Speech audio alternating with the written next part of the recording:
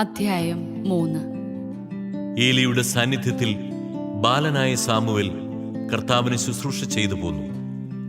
അക്കാലത്ത് കർത്താവിന്റെ അരുളപ്പാട് ചുരുക്കമായിട്ടേ ലഭിച്ചിരുന്നുള്ളൂ. ദർശനങ്ങൾ വിരളമായിരുന്നു. ഏലി ഒരു ദിവസം തന്റെ മുറിയിൽ കിടക്കുകയായിരുന്നു. അവന് ഒന്നും കാണാൻ കഴിയാത്ത വിധം കാഴ്ച മങ്ങിത്തുടങ്ങിയിരുന്നു. ദൈവത്തിന്റെ മുൻപിലെ ദീപം അണഞ്ഞിരുന്നില്ല. സാമുവേൽ ദേവാലയത്തിൽ ദൈവത്തിന്റെ പേടകം സ്ഥിതി ചെയ്യുന്നതിനരികെ കിടക്കുകയായിരുന്നു. അപ്പോൾ കർത്താവ് സാമുവേലിനെ വിളിച്ചു. Samuel, Samuel. അവൻ വിളി കേട്ടു. ഞാനിതാ. അവൻ ഏലിയുടെ അടുക്കലേക്ക് ഓടി, അങ്ങ് എന്നെ വിളിച്ചല്ലോ, ഞാനിതാ വന്നിരിക്കുന്നു എന്ന് പറഞ്ഞു. ഏലി പറഞ്ഞു, ഞാൻ നിന്നെ വിളിച്ചില്ല, പോയി കിടന്നുകൊള്ളുക. അവൻ പോയി കിടന്നു. കർത്താവ് വീണ്ടും സാമുവേലിനെ വിളിച്ചു. സാമുവേൽ. അവൻ എഴുന്നേറ്റ് ഏലിയുടെ അടുക്കലേക്ക് ചെന്ന് പറഞ്ഞു, അങ്ങനെ വിളിച്ചല്ലോ, ഞാനിതാ വന്നിരിക്കുന്നു. ഏലി പറഞ്ഞു, മകനെ, നിന്നെ ഞാൻ വിളിച്ചില്ല, പോയി കിടന്നുകൊള്ളുക. കർത്താവാണ് വിളിച്ചതെന്ന് സാമുവേൽ അപ്പോഴും അറിഞ്ഞില്ല. കാരണം അതുവരെ കർത്താവിന്റെ ശബ്ദം അവന് വെളിവാക്കപ്പെട്ടിരുന്നില്ല. മൂന്നാമതും കർത്താവ് സാമുവേലിനെ വിളിച്ചു. അവൻ എഴുന്നേറ്റ് ഏലിയുടെ അടുത്ത് ചെന്ന് പറഞ്ഞു, അങ്ങനെ വിളിച്ചല്ലോ, ഞാനിതാ വന്നിരിക്കുന്നു. കർത്താവാണ് ബാലനെ വിളിച്ചതെന്ന് അപ്പോൾ ഏലിക്ക് മനസ്സിലായി. അതിനാൽ ഏലി സാമുവേലിനോട് പറഞ്ഞു, പോയി കിടന്നുകൊള്ളുക. ഇനി നിന്നെ വിളിച്ചാൽ കർത്താവേ, അരുളി ചെയ്താലും അങ്ങയുടെ ദാസൻ ഇതാ ശ്രവിക്കുന്നു എന്ന് പറയണം. സാമുവേൽ പോയി കിടന്നു. അപ്പോൾ കർത്താവ് വന്നു നിന്ന് മുൻപിലത്തെ പോലെ സാമുവേൽ, സാമുവേൽ എന്ന് വിളിച്ചു.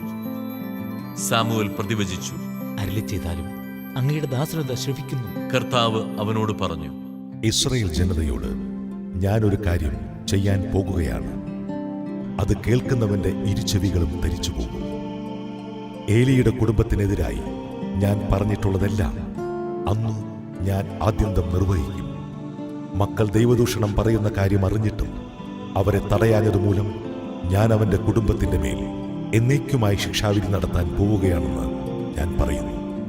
ഏലി കുടുംബത്തിന്റെ പാപത്തിന്റെ ബലികളും കാഴ്ചകളും ഒരിക്കലും പരിഹാരമാവുകയില്ലെന്ന് ഞാൻ ശപഥം ചെയ്യുന്നു. പ്രഭാതം വരെ സാമുവേൽ കിടന്നു. അനന്തരം അവൻ കർത്താവിന്റെ ആലയത്തിന്റെ വാതിലുകൾ തുറന്നു.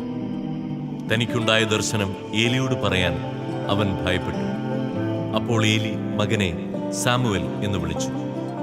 ഞാനിതാ എന്ന് അവൻ വിളി കേട്ടു. ഏലി ചോദിച്ചു, അവിടുന്ന് എന്താണ് നിന്നോട് പറഞ്ഞത്? എന്നിൽ നിന്ന് മറച്ചു വെക്കരുത്. അവിടുന്ന് പറഞ്ഞതിൽ എന്തെങ്കിലും എന്നിൽ നിന്ന് മറച്ചു വെച്ചാൽ ദൈവം നിന്നെ കഠിനമായി ശിക്ഷിക്കട്ടെ. സാമുവേൽ ഒന്നും മറച്ചു വയ്ക്കാതെ എല്ലാം അവനോട് പറഞ്ഞു. അപ്പോൾ ഏലി, അത് കർത്താവാണ്, അവിടുത്തേക്ക് യുക്തമെന്ന് തോന്നുന്നത് പ്രവർത്തിക്കട്ടെ എന്ന് പറഞ്ഞു. സാമുവേൽ വളർന്നു വന്നു. കർത്താവ് അവനോട് കൂടെ ഉണ്ടായിരുന്നു. അവന്റെ വാക്കുകളിലൊന്നും വ്യർത്ഥമാകാൻ അവിടുന്ന് ഇടവരുത്തിയില്ല. സാമുവേൽ കർത്താവിന്റെ പ്രവാചകനായി തീർന്നിരിക്കുന്നു എന്ന് ദാൻ മുതൽ ബേർഷബ വരെയുള്ള ഇസ്രായേൽ ജനം മുഴുവനും അറിഞ്ഞു.